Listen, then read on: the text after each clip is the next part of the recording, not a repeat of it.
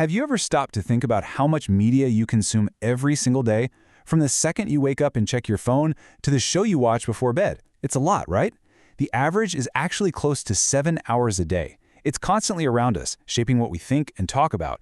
But how often do we really pull back the curtain to see how the whole machine works? Well, in this explainer, that's exactly what we're going to do.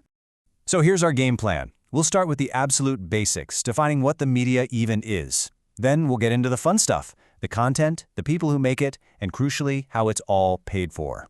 We'll also look at some of the darker sides, like bias and scams. By the end of this, you'll have a brand new toolkit for navigating this complex world. All right, first things first, we throw this term around all the time, the media. But what are we actually talking about? Let's get a solid definition down. The best way to think about it is mass media. It's this giant umbrella term that covers pretty much everything. The newspaper on your doorstep, the radio in your car, the shows you stream, and, of course, the internet. It's the whole system designed to get information and entertainment out to a massive audience. Okay, so now we know what the media is, but what does it actually make? Everything we consume, from hard-hitting news documentaries to silly reality shows, can pretty much be sorted into a couple of key categories. You can really split it all into two big buckets. First, you have broadcast media. That's the stuff you watch and listen to, like TV and radio. And then you have print media, the stuff you read, like newspapers and magazines. Let's dig into the language for each one. For broadcast media, you know these terms instinctively. You tune in for a new episode of your favorite show. If it's a big sports game or a news event happening right now, it's a live broadcast.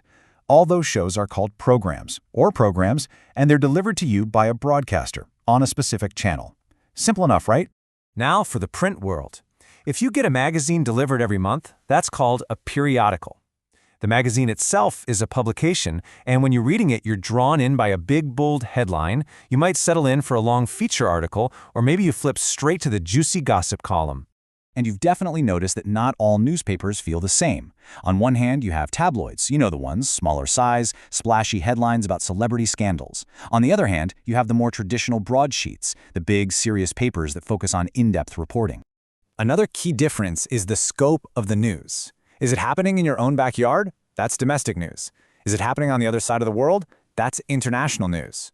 One tells you what's going on at home, the other gives you that bigger, global picture. So we've got the what, but what about the who? Who are the actual people responsible for creating all this content? Well, there's a whole team of people working behind the scenes to bring you those stories every day. Journalists are basically story detectives. Their job is to find the information. They might get it from official press conferences or from sources who want to seek publicity for their own cause. Sometimes they have to do some serious digging to uncover a scandal, a practice sometimes called muckraking. It's all part of the hunt for a story. You know, you can think of it like a film crew. The journalist or reporter is the star, out in the world gathering the story. The editor is the director, deciding which parts make the final cut. The publisher is kind of like the executive producer, overseeing the whole operation. Then you've got your other key players, like the columnist, who gives their personal take, and the paparazzi, who are always hunting for that candid celebrity shot. Okay, this all leads to a huge question. We have all these people, all this work, but so much of the media we get is free. So how does the whole industry actually make money? The answer is simple, and it's all around us. It's advertising. Advertising is the engine that powers the entire media machine. It's the reason we don't have to pay for every article we read or show we watch. And as you can imagine, it comes in a ton of different forms. You're familiar with all of these for sure. There are the classic commercials on TV and radio, the little classified ads in the back of a paper trying to sell a used car, the huge billboards you see on the highway, and of course the movie trailers that play before the main feature.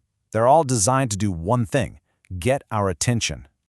So we've seen how the media is funded. But what's the catch? Because there's usually a catch, right? Well, when you have an industry that depends on advertisers and is run by human beings with their own points of view, you inevitably open the door to some serious problems, from subtle bias to outright scams. So what is media bias, really?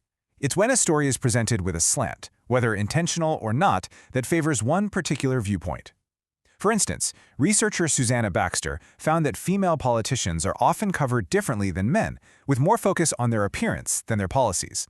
That's a classic example of bias at play. And this isn't some minor issue. The source material is very clear on this point. It states that when it comes to something as important as an election, the coverage you read in most newspapers is likely to have some kind of political slant. That means the information is almost always being filtered. And of course, the internet has just poured gasoline on this fire. On one hand, it's an incredible tool for connection. On the other, it's a wild west of spam, misinformation, and other dangers we all have to watch out for. And one of the biggest dangers out there? Online scams. Put simply, these are just old-fashioned cons updated for the digital age. They're designed by people who use the internet to trick you into giving them your money. It's a very real threat we all need to be aware of. Okay, that was a lot of heavy stuff.